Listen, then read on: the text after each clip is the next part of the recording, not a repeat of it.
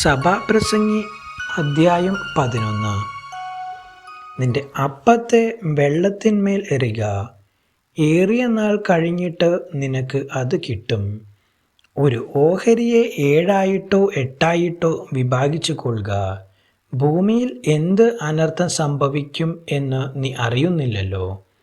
മേഘം വെള്ളം കൊണ്ട് നിറഞ്ഞിരുന്നാൽ ഭൂമിയിൽ പെയ്യും.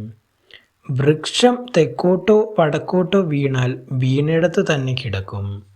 കാറ്റിനെ വിചാരിക്കുന്നവൻ വിതയ്ക്കയില്ല, മേഘങ്ങളെ നോക്കുന്നവൻ കൊയ്യുകയുമില്ല.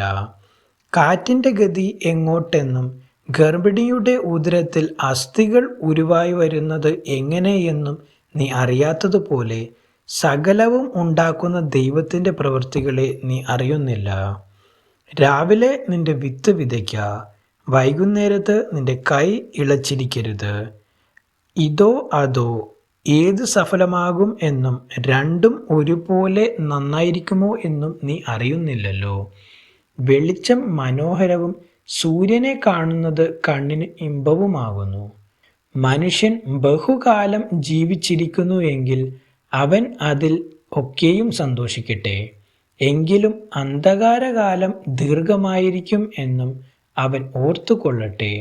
വരുന്നതൊക്കെയും മായയത്രേ.